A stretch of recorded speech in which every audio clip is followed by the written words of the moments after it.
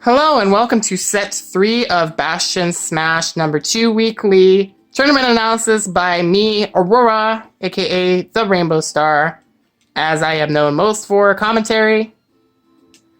And we're going to dive straight into the set without any delay.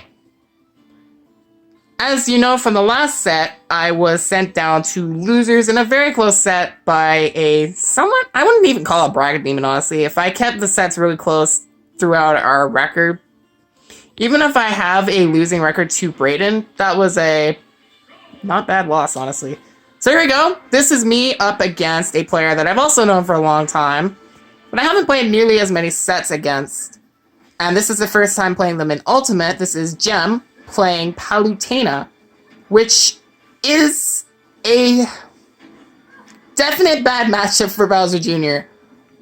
Okay, a very clean start right there, and I was able to get the Smash Mechatupa combo into forward air and catching them with up tilt. I wasn't able to extend it anywhere from that, but still really cute and allowed me to keep advantage state.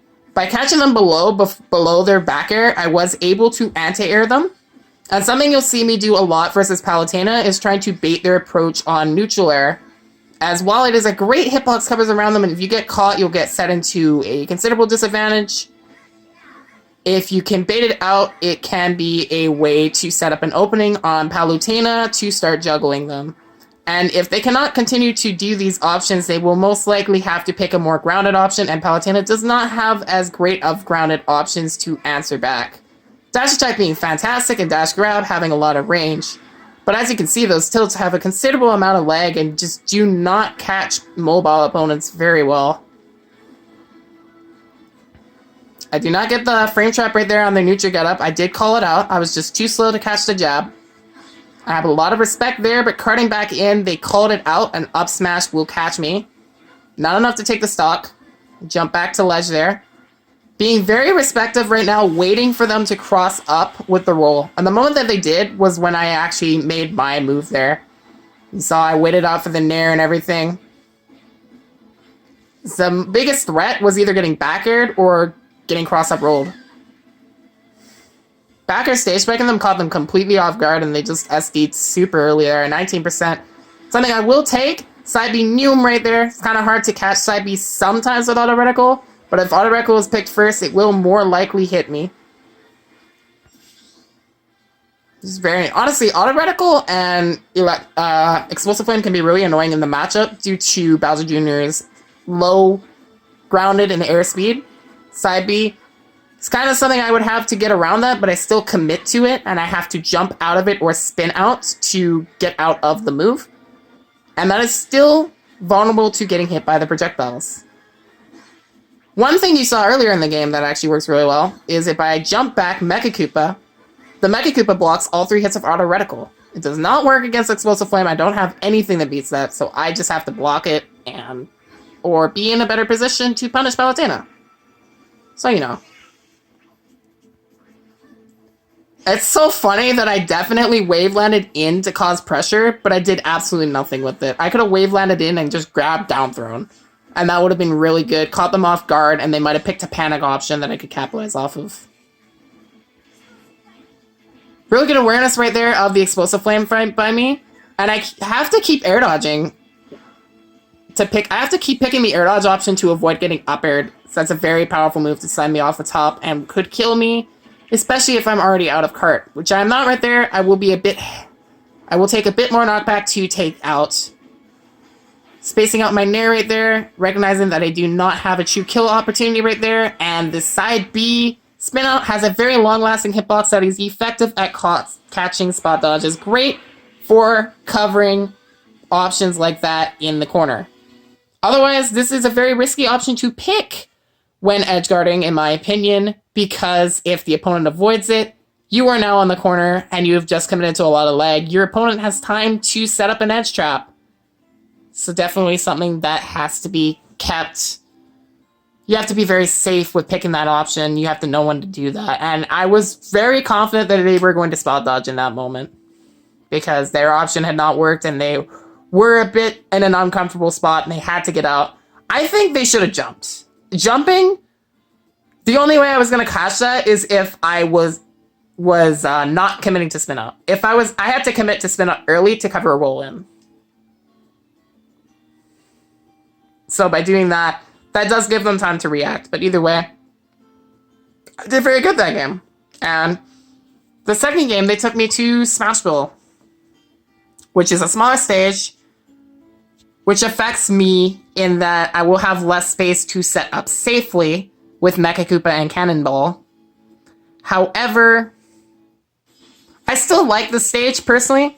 I actually really like platform variants. The only stage that I genuinely dislike in the stage list is for Final Destination, because I don't really get any use out of platform pressure, which is something that I find very important to have in mind.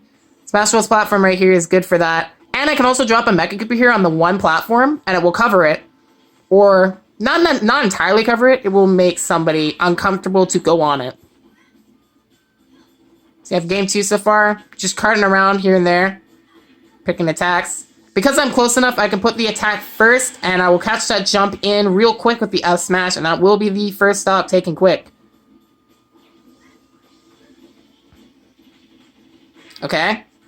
I could have gone for grab off of Nair there to get a lot more of a combo started, but I went for jab instead because I wasn't confident that I could get the grab in time. Sometimes people will air dodge away and just get away from that, or they're able to put on an attack. I just have trouble with that. Those up airs could have killed me. Again, that's really unfortunate, honestly. And I just stall off stage here a little bit because I want to keep them mixed up here.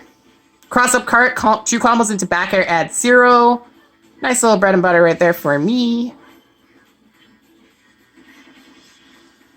That was a genuinely good Nair out of shield. I don't think Palutena's Nair is very fast as an out of shield option. But it definitely worked in that instance because I had gone into side B. Again, I have been talking about particularly committing to side B a lot in this matchup. I think it might honestly just be a bad habit of mine in the Palu matchup. And that's something for me to work on. I got super lucky there. I did not actually know that Cart could armor through side B. And I was at a certain height that not only was I able to dodge the side B by going through it, but I was also able to land with a slide. Which I mentioned before, I called it something weird in the first game.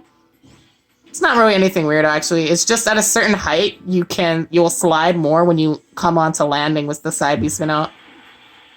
Effective recovery mix-up to relieve pressure. Forward smash out of shield. Forward tilt actually works there, as side B has a little bit of a pushback. It keeps me in that position a bit too long. I went for up tilt hammer swing, did not work, and dash attack covered my landing. I nearly died here because I was almost unable to get my cart back to help my weight value. Okay, jabs. I recognized that their shield was very low there, so I could try to pressure it, and they got a clutch parry right there to avoid dying there. But the cannonball will keep shield pressure on them. Not for long will I keep pressure, however, as I committed to the up B, and they were able to punish my landing. However, right there, I noticed they were trying to poke me very safely, so I quickly counteracted that. I threw in a spot dodge right there, anticipating them to try to forward air my shield again, and it put them in just the bad position that I could punish that with a spot dodge cancel up smash. And that will take the set 2-0 over Gem. I honestly think it could have been a close set. I haven't played them in a long time, and they've definitely improved. But that will be me moving on to Losers Round 3. And you will see that in the next video. For now, take care. I hope you enjoyed watching that set.